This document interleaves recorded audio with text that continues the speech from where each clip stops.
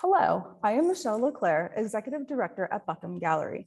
Today, I am joined by Kenish Magwood, whose exhibition, Nigrescence Comics, is on view through October 2nd. Additionally, her work may be viewed online and on our website at buckhamgallery.org. First, I would like to say thank you to the individuals and organizations who support Buckham Gallery, including the Charles Stewart Mott Foundation, Michigan Council for Arts and Cultural Affairs, and the National Endowment for the Arts. Greater Flint Arts Council, Share Art, Genesee Grant Program made possible by the Genesee County Arts Education and Cultural Enrichment Funds. Your tax dollars at work. Okay. An introduction. Kenish Magwood holds a BA in Studio Art from Claflin University and an MFA in Fine Art from Howard University in Washington, D.C. She is an art educator, having taught middle and high school art in South Carolina and at a prominent HBCU in Baltimore, Maryland. A lover of comics, Kenish Magwood juxtaposes cartooning with deep-rooted and controversial topics in her exhibition, Nigrescence Comics. This body of work is an homage to psychologist Dr. William E. Cross Jr. and his study on the 5 stages of Black identity theory. The Nigrescence Comics series depicts work that falls under each of the 5 stages of Cross's Black identity theory, coined by the French term nigrescence. Magwood's large-scale paintings unabashedly illustrate challenging subject matter. So welcome, Kenish. Thank you. Thank you for having me. Oh, of course, and thank you for joining me on this lovely Zoom day.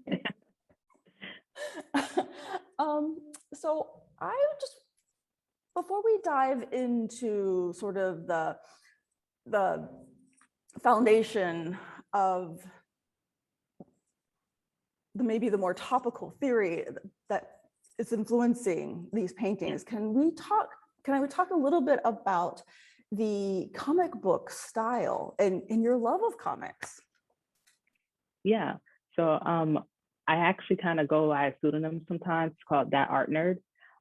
Growing up, I wasn't super well known. I kind of kept to myself, kind of that extrovert, introvert and everything, but I kept to myself and I got the term, that art nerd. I was in honors college and straight A student, and I was just somewhere doodling. Like my teachers knew I was listening. I promise you I was listening, but she's going to be in the corner just like drawing. So it was just kind of one of those things. And I did comics probably since I was like in elementary school. I would just do random comics for the school, comics for myself. And I gave it up probably after high school because I just convinced myself, well, you got to grow up. You can't do comics. And then in grad school, actually, I just kind of hit this stump. And one of my professors actually really resonated with me. He was like, what did you do before this? Like, what genre did you just love before? And I said, comics. And he's like, okay, great. Do that. Quit trying to do anybody else's style. Do that and stick with that. And I haven't deviated from that since. And it's really kind of turned into my niche from there. So I embraced that art nerd in the comic field. It's who I am. Oh, that's great. So, as a child, were you prolifically reading comics as well and like copying the styles? Yes. and then you went on to creating your own? That's great. Yes, all of that. Yeah. So particularly Archie comics. I used to love Archie, Betty and Veronica. Like I think my mom might have influenced that definitely. But those are some of my favorites, as well as like DC and Marvel and everything. Mm-hmm. Yeah. Okay. So, and then where did the idea to go into and embrace Dr. Cross's Black identity theory and to make a body of work following this? That thought kind of started when I was tailing the end of my undergraduate career, but it really kind of blossomed in my graduate career. And that was more so because I realized that I had experienced it. I had went through these 5 stages myself, and I was kind of like, and it really kind of blossomed from there, I went to a visual and performing arts school for high school and middle through high school. And I had like the best experience there. It was actually really great experience just being around a bunch of other art nerds, whether they were dancers or singers or different things like that. But that's kind of what I had gotten used to. And it really did give me a bit of a shelter. It was like a utopia, but it was also kind of a shelter from the world, especially when I started going to college and I went to my HBCU, which I did not want to go to, honestly, at first. I had my own bias in my head, also because of what my teachers were kind of showing me there, that I wasn't going to learn anything. It wasn't a real education. And it was really, I guess you can say, that encounter moment when I got to the school and realized everybody is still very different. And maybe I had my own prejudice against, my own skin color. I started just researching it. And by the time I got to my senior year, I was like, it took a psychology class. And I realized I had gone through all of these stages. And I wanted to actually begin to create those pieces and tell the story. So it actually started out with just 5 pieces, each one telling my stages, which is actually included in here. And then I started branching out and telling other people's stories as well. Oh, nice. Well, let's go ahead and bring up that first slide of stage 1. There you go. So we have stage 1, which is, I mean, maybe would you maybe go through the stages, because you studied them more thoroughly than. Yes. So stage 1 is your pre-encounter, and that's kind of the nice way to say it is your rose-colored glasses. That's before you are really aware of your Blackness or your identity. There's different spectrums to this. There are some who might just embrace everything that is the dominant culture or white culture and be like, well, I don't identify as Black, I don't see color, this doesn't exist, or they kind of just want to shun it and not embrace it. Or you can be like kind of how I was in an ignorant bliss. And there would be times where there would be like microaggressions or things that would happen to me as a child that I kind of just shook off, like, well, it's fine and everything. Like I had been told many times, like, oh, Kenish, you're the exception. You're not really Black, you're the exception to the rule. You're not like the other ones. And it was like, oh, okay. But I didn't realize at the time, like that really wasn't okay. It wasn't okay, and it wasn't an okay perspective. So your pre-encounter, as shown here, the first one with fantasy rides, kind of shows those Black people who date outside of their race or outside of their ethnicity because they hate it. So there is, and you can kind of see in the bottom part where I said date who you want, but shut the F up about Black women. If you want to date anybody, by all means, it's not like go ahead and date whomever you want to, but it should not be because Black people are loud or Black women are angry or this, that, and the third. It's kind of a self-hatred kind of thing. And you find that a lot within the Black community as well, kind of just stuck in that white is right and Black is wrong thought process. The one on the side with the assimilation, that's when you kind of hate you hate your skin color, you hate your hair, you hate everything about what makes you you. And it's better to look more acceptable. It's better to have straight, nice long hair rather than locks or coils or fro, or it's better to, look lighter. We have colorism in the Black community as well. It's better to look light than to be brown skin or dark skin. You want to look as close to the dominant culture as possible. And in your pre-encounter, you're kind of stuck in that vibe. You're kind of stuck there, and you don't want to acknowledge where you are, whom you are. The middle one, Unbaked, was the first one for me. It's actually a 16-year-old me with my friend group from high school. And it's very happy and very pleasing and just art stuff everywhere. It's very representative of my high school as well. And it was a blissful time because it was before I realized, oh, there's a real world outside of this art school for a 16-year-old me. So, and that's what Unbaked is here. Right. So maybe by unbaked, you mean the naivety of that period for you. Yeah. Yeah. Yeah. While we're sitting here looking at these, and I know that you take a lot of your compositions from comic book cover styles. I see you have these like numbers and volumes there, like you would have on a comic. Do you have, is there specific symbolism by the number or volume numbers that you're choosing? Yes.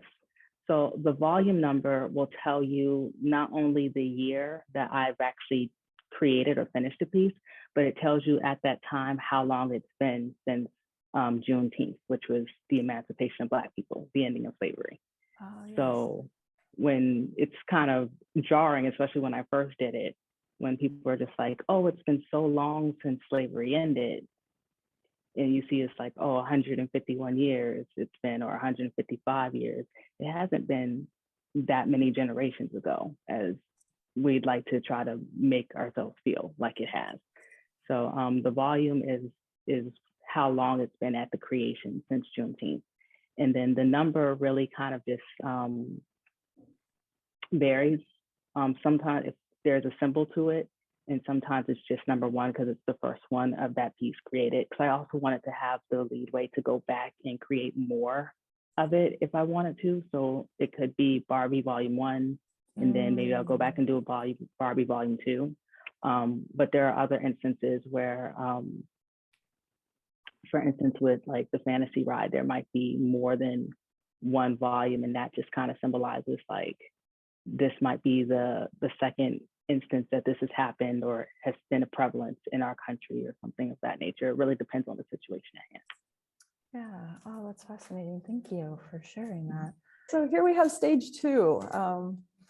Would you please share with us? Yeah. So stage 2 is your encounter. So that's when you get your smack dab, I can't wish this away or explain this away experience.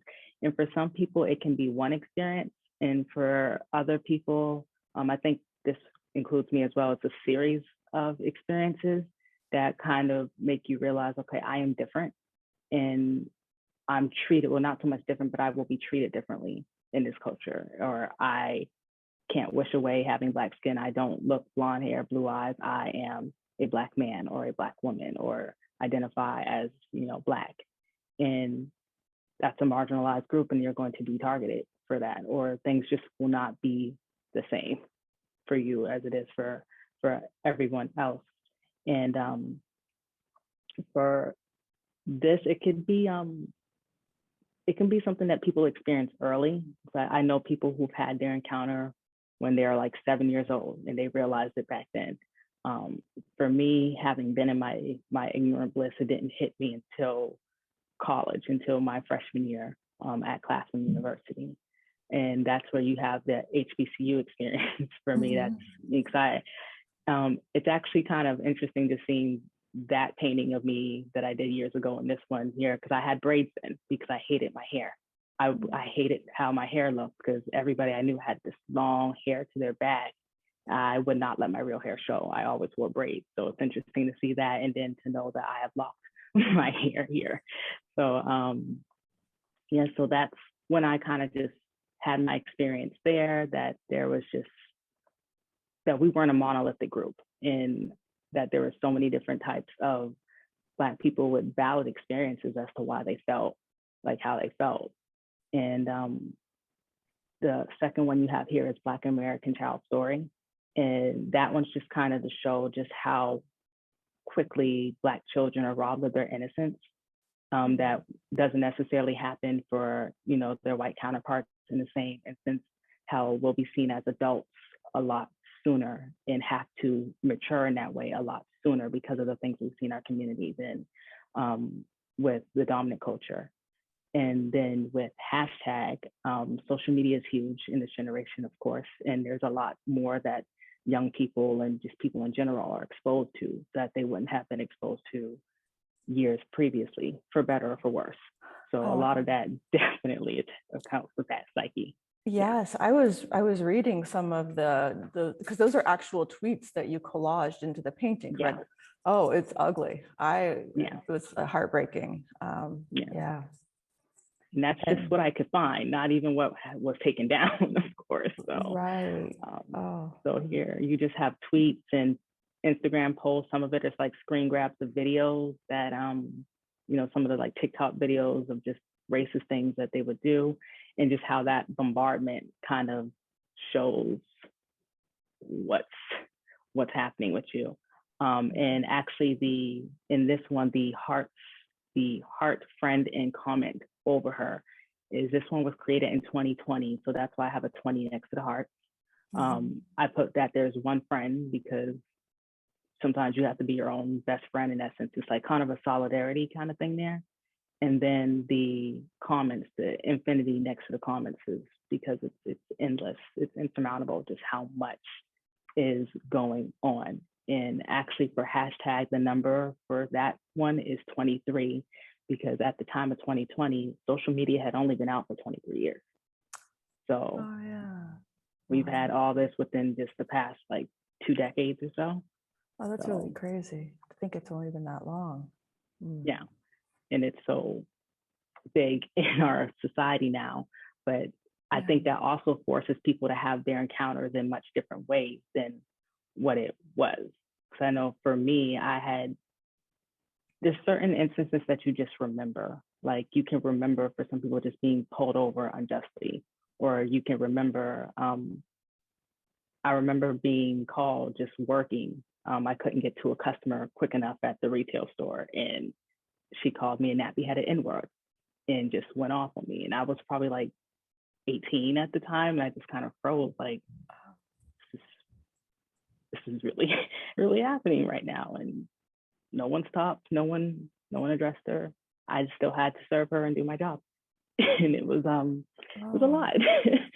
So it's kind of where you realize, like, I'm not doing anything to anyone. I'm just trying to live my life. And you have these encounters that other people, it just can't be explained for other people. You know, it's interesting. Well, that's not interesting. It's heartbreaking. But I was thinking with like the social media posts and how ugly and prevalent and bombarding it is. I was wondering if, because people feel distanced by the people they're hurting with the comments, that it's snowballing and getting worse. But that was directly to your face, an instance, in real time, real life. So no, that's actually what makes the social media a little harder sometimes, because it's every instance of racism or marginalization is not a social media thing. Most of them actually are not. If they were, then we wouldn't have people dying in the streets. But it happens in person, or you experience that in person, but it's made worse by social media, because it's almost like gaslighting us, telling us this isn't happening, you're crazy. Well, he was walking on the wrong side of the road. There's so much justification. So it's like a racial gaslighting. It's just like, am I crazy? What is happening right now? Like, did we not see the same video? Or how are you to tell me that I haven't lived this, that I haven't experienced this? Or if they'll acknowledge it, it's being told, well, that's not, the reason. Like in the very same store as a college student, I was asked not if I had children, not anything, just like, well, how many kids do you have? And I just remember thinking it was a very odd question. I was probably 19 or 20. I'm like, I don't have any. I'm a college student. And he's just like laughing, like, yeah, but how many kids do you have? And I don't know if that would have been asked to anybody else, and it just, again, I don't know what it is about work. You have to keep your composure about work. But and we laugh about it now. And there's, a lot of people, we definitely laugh about it, but it's not funny. It's absolutely not funny. But you kind of laugh through the harshness and laugh through that encounter. And And it stays with you. Yeah. Yeah, it does. So with your third stage, immersion and immersion, that is when you, after you realize that you've had this experience, that you're kind of having a realization of being Black, like your first realization, like, I can't ignore this. So then what do you do with it? And there are those who go super pro-Black and everything like white. They just try to completely distance themselves from anything white or dominant culture. And you have others who are maybe less extreme, but they're not quite as radical, but still you want to relearn. You want to relearn everything that you've been taught. You want to do your own research, figure out things on your own nature, like, well, what was this really about? What was that really about? Relearn particularly stuff in our history books that's worded so incorrectly, but you kind of, it's like, I no longer trust anyone. I want to relearn everything myself through the eyes of the marginalized, not through the eyes of the dominant culture that's just trying to feed me this, and learn more for myself. And you kind of start losing a bit of trust and faith in other people. I've seen a lot of times where people can get stuck in this phase, and it's just like, you know, I guess this is when people want to yell reverse racism or things like, I hate white people, or da, da, da. You get a lot of people, especially how traumatized they have been, that might get stuck here. But it really is just I want to relearn. I want to stick with what is safe for me, which is just, if I'm Black, I want to be Black, and I want to be around Black, and that's kind of where I want to learn about my racial identity. And for this stage, I have a few pieces. And the first one I have here that's shown here is Black and Blue. And this one is kind of a little bit of a nod to Basquiat as well, his irony of the Negro policeman. So, and I wanted to really show that contrast and that juxtaposition of the irony. So I have his painting, a recreation of his painting on the first layer. And then on the second layer, I have this kind of loosely drawn Black police officer, because with everything that we have seen in regarding the Black community and police brutality, what happens when you are both, when you are a Black man and you are, you know, a police officer? I'm sure that there is an inner conflict there that goes on. So that's why I kind of wanted to see this, where you couldn't see one without the other, because it really is an irony. I have Injustice, which is actually painted a bit larger than the other ones, because this one probably resonated with me the most. I remember when this one was painted not long after the Trayvon Martin trial. I was a college student with that, and I watched the entire thing in its entirety. And I still had a little bit of faith that there's no way he's going to get off. And he got off. And then it kind of seemed for me to start this domino effect of, oh, let's get someone indicted, and then they don't. Or let's get them, you know, in prison, and then they don't. And it's just like, we hold our breaths, but unfortunately, we oftentimes know how these things go. So with Injustice, it is the comic of predictable suspense. You know, it's the judicial system, things will be stalled, you know, justice will be served. But justice isn't always so blind, which is why I have Lady Justice behind him, kind of peeking, as she shouldn't be, at the scales that are not equal. You know, the judge is very much aware of what he's doing, very much kind of can't do anything about this, especially, you know, he has America behind this. He has the judicial system behind him. He can do what he wants. So it's kind of just like a facade, you know, definitely a facade. And this is why I have Justice at the top, but kind of like that almost spray painted injustice kind of over on top of it. So with that, you also have Rage. And that is just like that inner thing that I think all of us have felt, every Black person has felt, of just why? Like, I just want to go to the store. I just want to live my life. I just want to do the things that everybody else should do. And I just want things, I just don't understand it. There's no reason for it. And it's just enraging.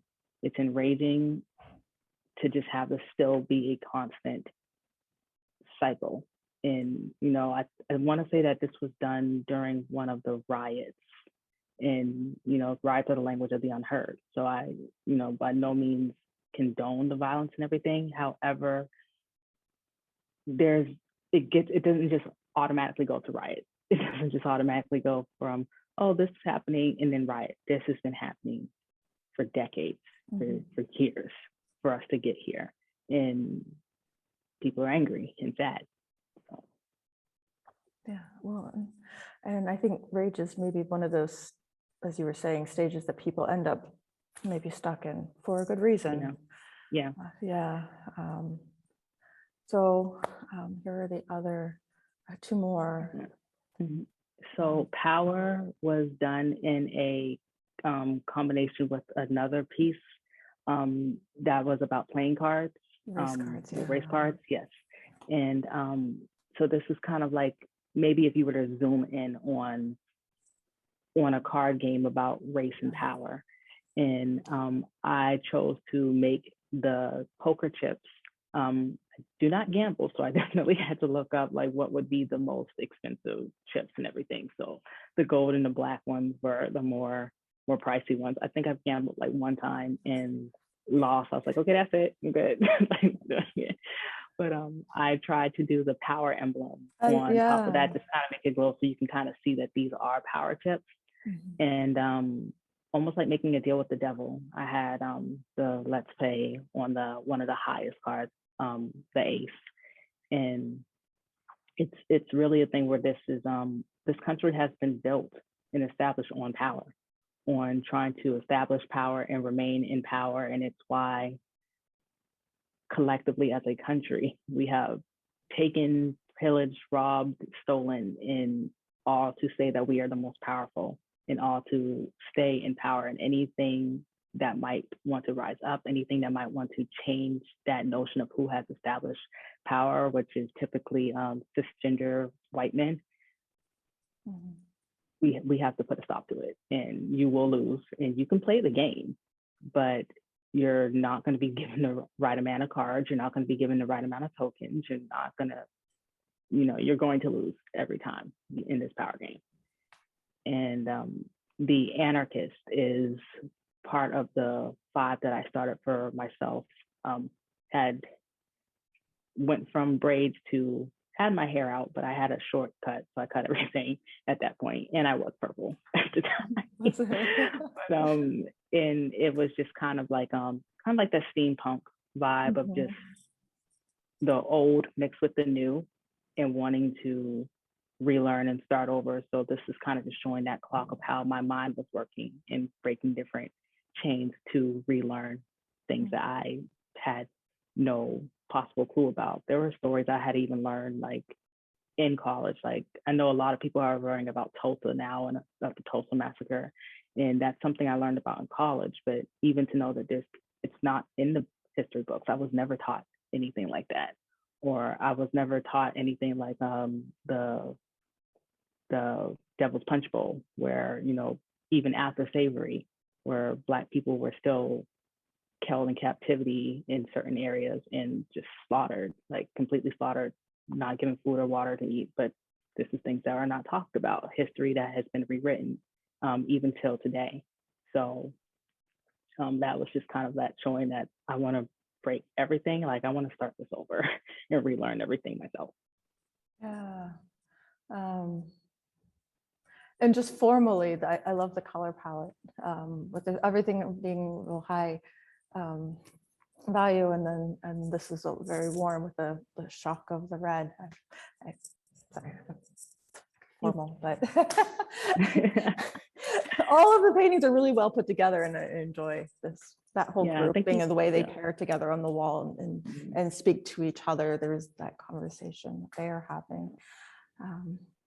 So stage 4 is when you have gotten more of a sense of who you are, and you've gotten out of that, okay, pro-Black means anti anything else and everything. And then you start to kind of be like, all right, I'm secure in who I am as a Black individual. I understand my Blackness, I understand my plight, but I'm curious to learn about other people as well and understand their plight as well. Like, okay, I can't be the only one that's marginalized. There's other cultures, there's other ethnicities, and there's other, you know, thoughts and opinions out there. So it doesn't change the fact that you have this newfound knowledge, but you start to kind of become more expansive in how you accept it. So the first one is I wanted to do more of a classic superhero kind of thing. So I have that one being about allies, because I am a firm believer that pro-Black doesn't mean anti-white or anti-anybody else. And there are genuine white people or people of any other ethnicity that are truly allies, that want to help and want to learn and want to make sure that Black people and any other marginalized race is equal and is uplifted, and it's genuine. Not everybody's out to get you. So I wanted to definitely celebrate that, because I didn't want it to be a villainization. Even though there is a white privilege, there are those who will use their privilege to help and to understand. Dreamers Deferred is a response to when DACA was in jeopardy, and just all the different immigrants and people who were just kind of being forced to go back to their country, who we say go back to their country as if most of them have not lived here like their entire lives and everything. And I definitely wanted to show diversity in the fact that it's, I think when it was said, it had this implication that it was just, you know, people of Hispanic descent. And there's so many different types of immigrants. You know, if you're French Canadian and you come here, you're an immigrant, and we don't talk about that or look at that. And I've had, like, there's students in this piece, there's a doctor in this piece, because this is not the people that are just on the side of the road trying to take your jobs, as everybody wanted to paint it as. So it just wanted to show this kind of inhumaneness, and also how there are other marginalized groups that I was just really interested in finding out more about. And that's also what Metamorphosis is, when you know, I wanted to learn about different cultures, different ethnicities, different religions, different genres. Like, I am a strong Black woman, I'm always going to be pro-Black, but what is your plight as an Asian American? Or what is your plight as a Hispanic American, or as a Native American? And to learn more about that, because it's kind of one of those things where I know what it feels like. I know how that affected me. I don't want to do that to anyone else. Let me understand you. And that's what stage 4 is. Stage 5 can definitely kind of have that umbrella of knowledge is power. And it's really when you feel more like a duty, so to speak, to take everything you've learned about yourself, that journey, and what you learned about others, and you kind of give a call to action of, now I have to talk about this.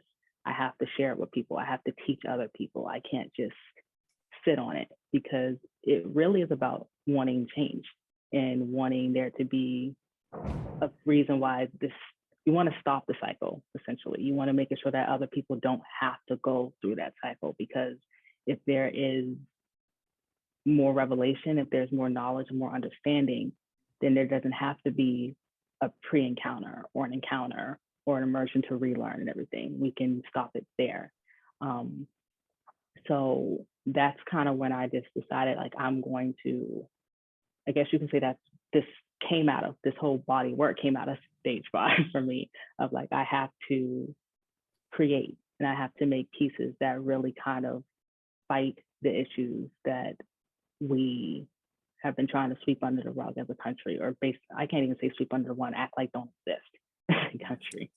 And that's where you have the Flint piece and everything. When I found out, just, you know, of course it's an honor to have the Flint piece in Flint, but to realize just how long everyone went without clean water. And I'm just like, why is this not talked about? Why is this, you know, why is this not a national emergency? Why is this not fixed? And it's like, this is something that needs to be discussed. It needs to be taught. It needs to have spotlights on. The shots fired and everything about a vigil. You can see a vigil with like a target on it, and I have all the different faces of like the protests and the march and everything, because that's why people protest, because they've gotten to stage 5. They want change. They want to have their voices be heard. Calling all the messengers is about calling those people who want to actually, I guess it's like a call for other stage 5ers to assemble and start, do rallies, do protests, vote, do laws and everything, like talk to people, because not everything has to be so, signs and protesting, even having conversations in places that your voice will travel, talking with friends, talking with family members, having those really important conversations is important to really garnish change. Yeah, well, let me bring up the next one because so there's a lot of faces we know, unfortunately, and beyond words. How can you talk a little bit how this piece is in stage 5? So beyond words is, of course, a cumulation of everyone who was murdered, essentially, everyone who was murdered. And it's a stage 5 because we're sick of seeing it. we're sick of seeing it, and it's kind of the mantra, say their name, because particularly in the social media age, there's an outcry and an outpour and justice for Mike Brown or justice for Trayvon or Eric Gardner or whoever, and then you forget and it trails off, and it just recycles and rinses and repeats itself. And it's, for Black people, we feel it every time, but for the society as a whole, it's just, oh, that's sad. And then next thing you know, in a few weeks, you're looking at cat videos or cooking stuff and everything. And it doesn't imprint enough. And I really wanted it to be an impression, because these are lives. These are people who had families and parents and children and friends. And I don't want those names forgotten and those faces forgotten. And there was, oh my gosh, this is just like a drop in the bucket compared to all of the ones that were murdered, even just within the past decade. There are some additional names you can see on the ribbons, but I originally had like 32 people, and had to kind of just scale it. But it's honestly, there's just so many people that need to be talked about, and the magnitude of it. I think that's kind of the issue. That's why it's a stage 5. People don't see it, and they don't know the magnitude of it, and it's easy to, just be on to the next one. It has to be at the forefront in order for there to be change, because it's too many. It's way too many. And I guess and it's good with this commitment to saying names, is making sure everyone keeps in the forefront that this is real people. It's not some anonymous Black person who was shot. These are real people who were murdered, and like you said with Breonna Taylor and the others. And it's also important so that people in society don't fall into the fatigue and just decide to think about things like you were saying with the cat videos and everything. And so Broken America, of course, though of course this is sort of an epicenter right now. If you talk more about this one too. This was a response piece. This one I want to say was created with Eric Gardner. I literally kind of just went in my room because I didn't want to see the video, but I kind of just saw it on my timeline and it was traumatic. And I just started painting. I didn't know what I was going to paint. I didn't know what it was going to be. And probably about halfway through, I realized what it was starting to become. but this is just a response to just all of those killings, all of the murders, and just, I wanted to show the anguish. I wanted to show just how senseless it was, and just kind of that quintessential feeling you get as a Black community when this happens. I wanted to show the American flag, but I wanted to show it shattered as if it was glass, because this is a broken America. This is not a perfect America. There was never a time where America was essentially great. It's always had its fragments, and it's definitely been in need of healing, and definitely been in need of mending, probably since, you know, very early on into its existence, and particularly for those people that are Black and brown. I wanted to show the police cars and the crime scene tape, and just how ironic it is that the police cars have the crime scene tape when 9 times out of 10, they're the ones who have committed this crime, but it's not a crime as long as you're wearing a badge. And I wanted to show this anonymous woman holding this, you know, man and everything, because even just, I wanted to show how Black men, or men in general, aren't shown to cry necessarily, but they have anguish and pain too, especially being a Black man, you know, that you can't let out the target that's on their back and everything, just simply for being in their skin that they didn't have a choice of.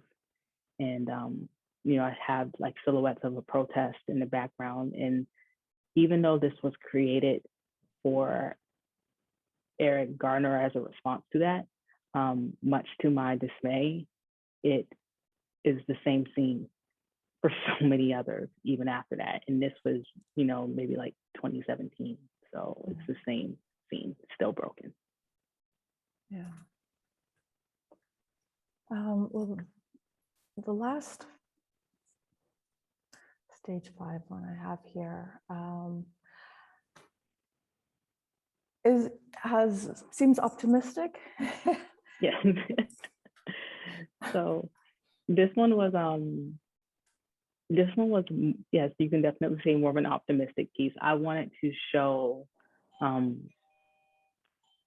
prominence. I wanted to show prominent Black figures that were, in my opinion, in their stage 5, that were really doing the work, whether they have passed away already or they're still here doing the work, but really trying to initiate that change and just kind of give reference to them. So I have, you know, the Obamas, I have MLK, I have Malcolm X, I have Kaepernick, I have commentator Angela Rye, Jesse Williams. The women behind them are actually the originators of Black Lives Matter.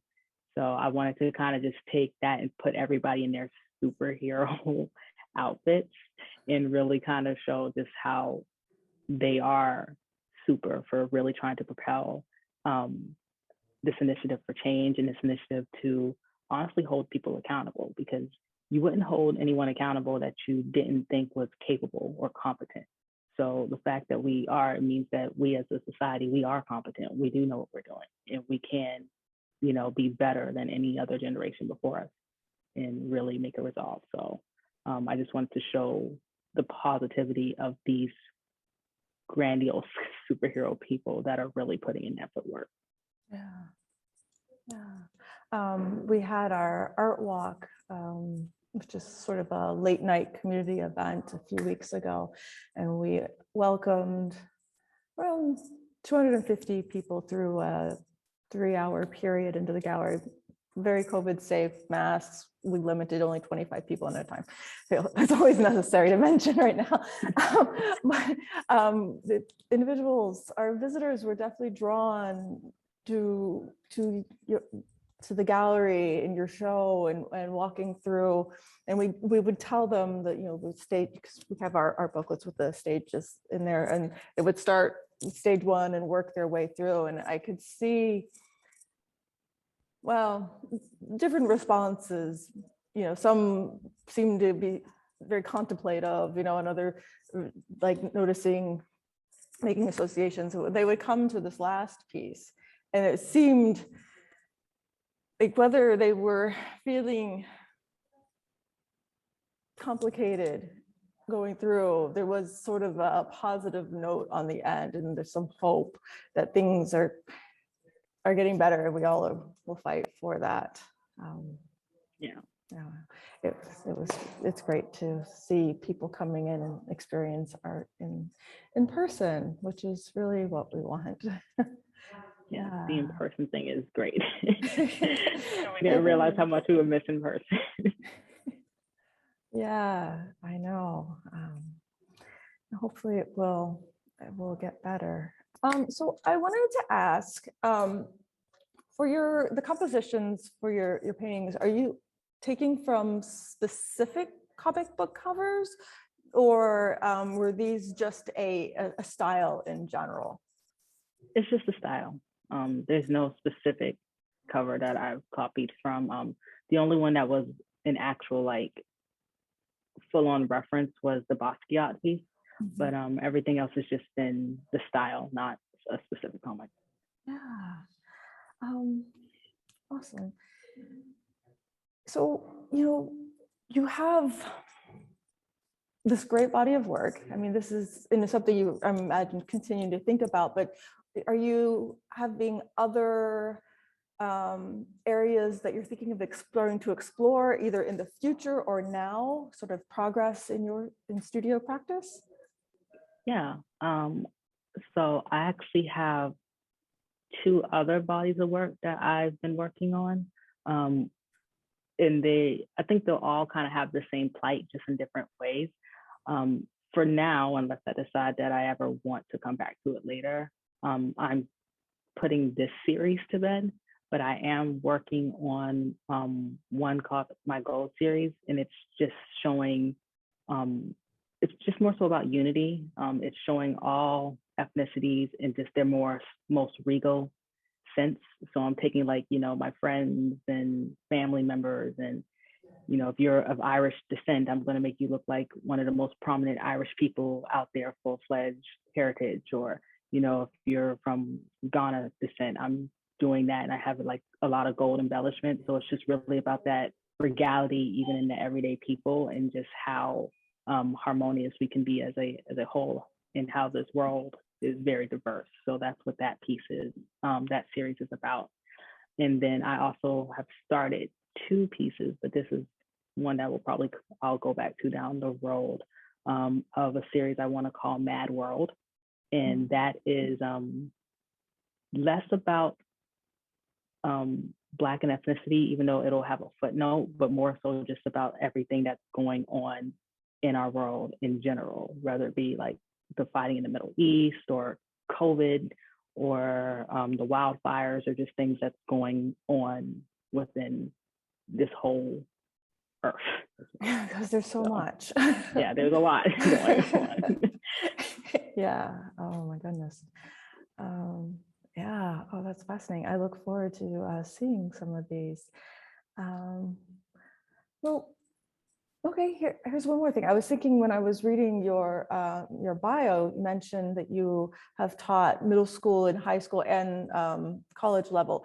Do you find working with students and teaching influences your work at all, or do you get energized by? I think that it definitely helped me to start more conversations, because there's just certain things that are organically come out of kids' mouths, whether it be like my 6th graders or my college students. It'll just organically come from them, and it kind of just starts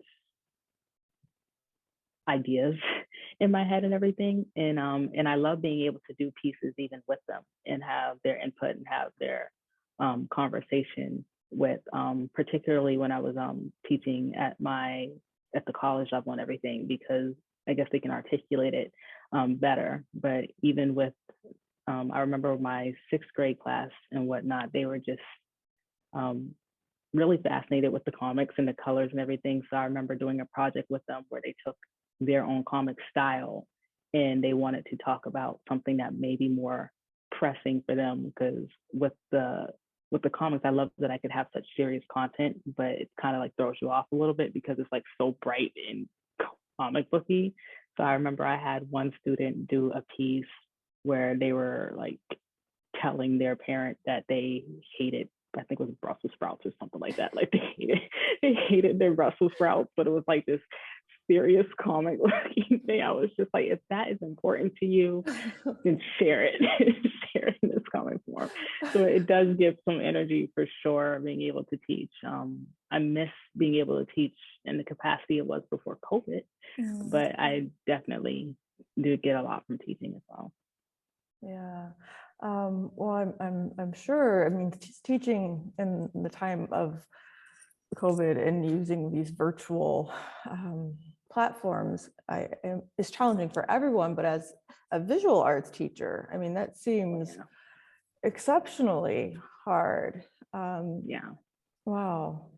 So you've probably had to adapt how you demonstrate and teach. Of course. I had to record everything. I'm actually not teaching right now. This is the first semester that I haven't taught since I got out of college. But that was, of course, just COVID related, the way that, that kind of happened with jobs, because, with public school, of course, the jobs are there, but when you're teaching college, if you don't have the enrollment, they can't keep everyone. So, but it was definitely challenging because I had to do everything over, and I had to think about, okay, I can't actually show them how to mix paint. I have to figure out how to help them mix paint through a computer screen. It was really difficult. It was very, very difficult for the fine arts. Oh yeah, I mean, especially as a visual artist and having to put something that it can be so intuitive, in a visual sense of looking at the colors and matching and just adjusting as you go, and to put those into words.